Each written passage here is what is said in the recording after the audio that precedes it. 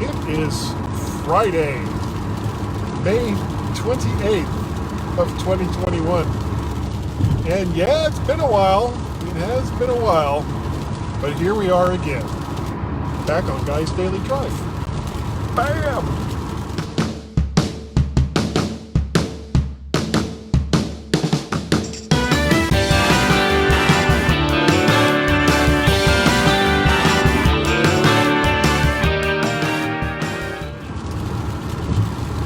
How's everyone doing? How's everyone doing today? It is less than a lovely day here in the east central part of Ohio. I just crossed the border from West Virginia. Made a quick stop at the rest stop, the first one that you see as you go along I-70. And the reason why I am here is I'm going to visit my good friend Dave and his wife Joyce in the more northern part of Ohio.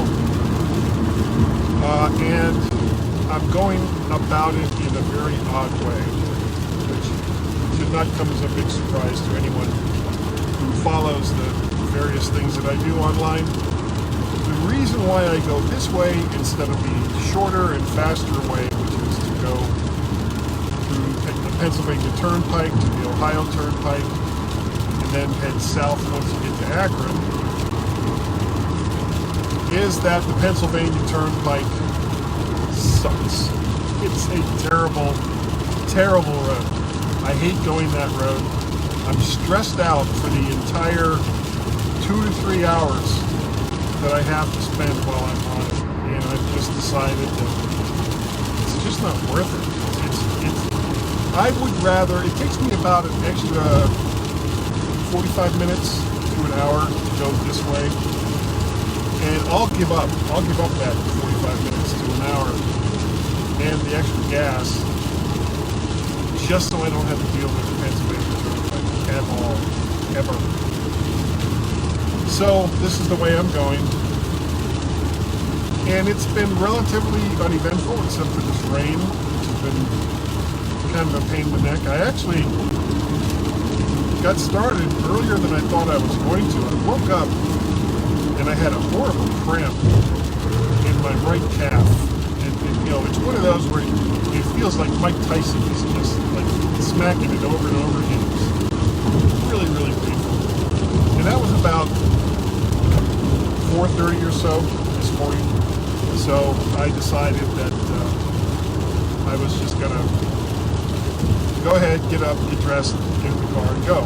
I already had the car packed up, pretty much, except for a few last minute things. So I got on the road. It was just before 6 o'clock, and because I left when I did, there was almost no traffic through the Northern Virginia area, which is good, because that's like the main bottleneck as far as traffic goes. And then I just followed the signs, and you know, it's been fun. This is weird. I stopped at a Sonic, which we don't really have too many of in our areas, and I like Sonic. And that's where I was going to have breakfast. So I got this breakfast burrito. Now, to me, breakfast burrito, of course, is a flour tortilla with eggs and some kind of meat inside and some cheese. And this had those. But it had more than that. It also had onions, which was very good. It had, I think, some potatoes. But the thing that set this apart from other breakfast burritos that I've had is it also had jalapeno peppers, which I was not expecting at all. So as I'm eating this thing, I bite into it, and I get down to where the jalapeno peppers are, and it was like, ooh, that was different, but it was good. It was still good. And of course, you know, you get some kind of potato side dish, fried potatoes of some kind or another.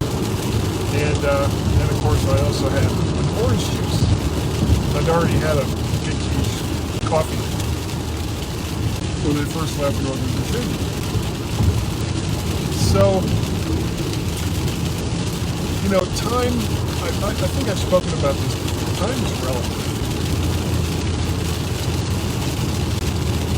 It would take roughly an hour to fly from Washington, D.C.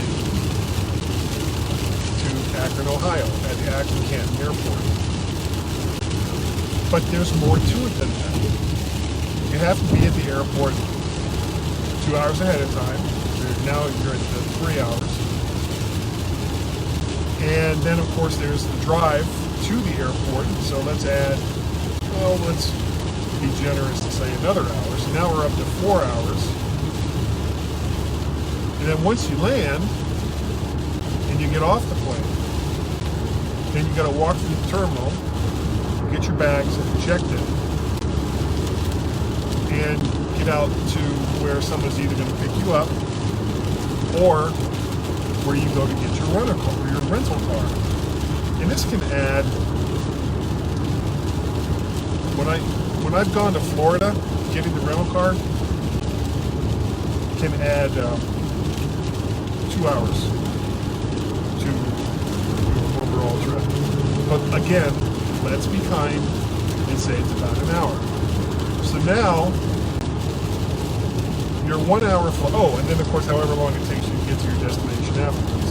So your 1 hour flight is increased by 2 hours, you have to be there at the airport for up to 3 hours, hour to get there, 4 hours, hour waiting in the terminal to do whatever it is you got to do, 5 hours, and then however long it takes you to get to your final destination. Let's say 5.5 to 6 hours. It takes roughly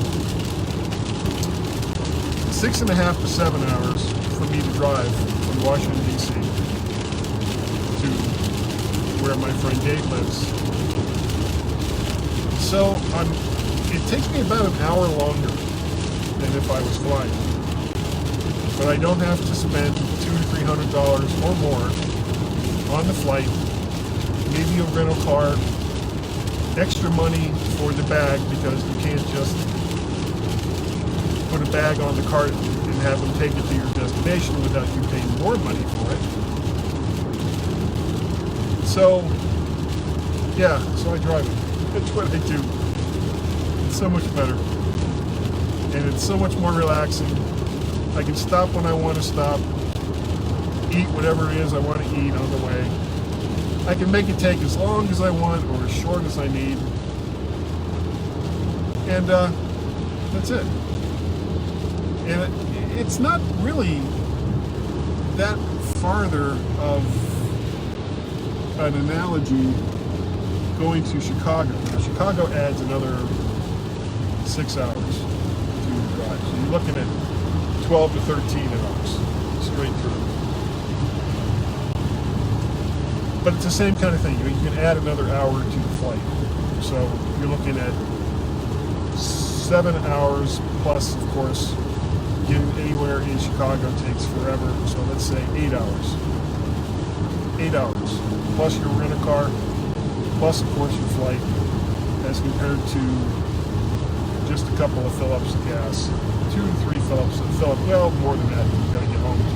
Let's say 5 tanks of gas. It's not that many, but let's just say it is. So, well, of course, it depends on the car. Chicago, though, Chicago and Florida, those are about my limits when I'm gonna drive versus flying. But the other thing I want to talk about is technology. Now, people who do pay attention to the things that I do, you know, for a very long time I've been doing the MyMac.com podcast with Gaz. Well, obviously, since I'm away this weekend, I couldn't do a podcast with Gaz. So he and Carl got together, and they've recorded a podcast. And I thought it would be funny if we could figure out a way to have me be on the show too while I'm driving to Ohio. Now, I've done something similar to this before. 4 years ago, I think it was, 2017, when I was taking Peter and his friend Jake for their 21st birthday down to Florida. I had my whole recording set up. I pulled it all out. I had my laptop computer. I had my a good microphone, like an ATR 2100 Audio-Technica microphone, USB microphone, or some other type of microphone. So I also had a mixer. I had my microphone tied into the mixer. And then I had everything going into Audio Hijack and Loopback on the computer so that I could put everything on, different tracks. And we managed to make it work. It didn't work well. And I don't remember how we contacted Gaz, but for about 15 to 20 minutes, I had Gaz on the MyMac podcast that I was recording in a car while barreling down the highway at 70 plus miles per hour. Now, I should preface that by saying I wasn't driving the car. Somebody else, one of the other kids, was driving the car while I was doing all this. So, it wasn't dangerous, at least as far as the car going down the road. I wasn't trying to do a recording while driving, not unlike this. But this is easy. This is just like having a conversation. But when we tried to do it, now there's basically a couple of different ways that you can communicate verbally with someone on their cell phone. You can call them via a VoIP, like Skype or Zoom. Most of those aren't going to work, though, while driving, because those are some of the apps that are disabled while the car is in motion. So that wasn't going to work. You could call them through their regular number, but then you have to get everything lined up on the recording end, which I'm not part of, so that not only can I hear Gaz and Carl, but they can both hear me. And to do it with one person is relatively easy. To do it with two people in two different locations is more difficult. And it would require a special setup in either Audio Hijack or Loopback or both.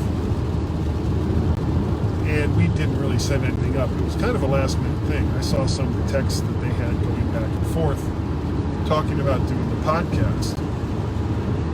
So that was when I got the idea that we should try to do it. And it didn't work out. We couldn't make it work. And honestly, even if I had been able to call in, it might not have worked anyway, because at the time that they were recording, I was basically going through some of the least covered areas on the Eastern Seaboard. I was going through remote parts of Maryland, West Virginia, and Pennsylvania. And the cell coverage just was not that good. So it probably wouldn't have worked even if everything else had been lined up. It was not meant to be. We would have had to have set it up ahead of time to try to make it work. And even then it probably wouldn't have. Anyway, someone's watching, someone's commented. Mr. Person, whoever you are, or Mr. or Mrs. Person, I'm not going to judge. I can't see your comment. I can't see who's commenting. But that's basically it.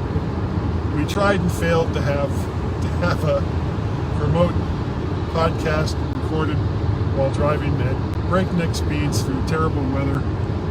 on an interstate highway.